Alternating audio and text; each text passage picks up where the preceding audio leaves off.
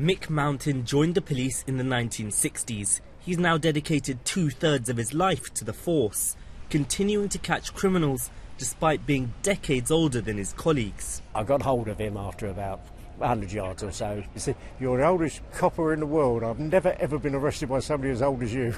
He says his proudest moment was when he was confronted by a man wielding a Second World War grenade. He had to grab hold of his hand and the explosive and keep hold of it. It's probably only about 10 minutes, but it seemed like hours.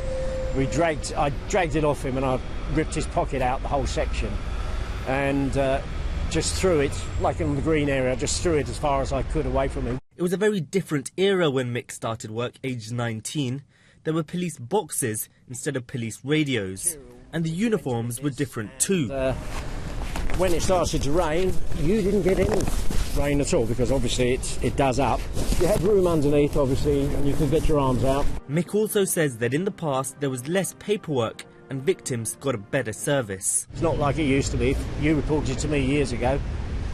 Well, in time, if it's obviously urgent, I'll be there, but I'll be around there and I would speak to you individually. It's not enough personal touch. Last day? Yeah. Is it? Now based at the Palace of Westminster, Mick was at the front line of many of the capital's landmark events. He was on duty at the riots in Brixton where he grew up, as well as the Queen Mother's funeral. But he says modern recruits are very different from those starting in his day. Well, they're looking for different people now, aren't they?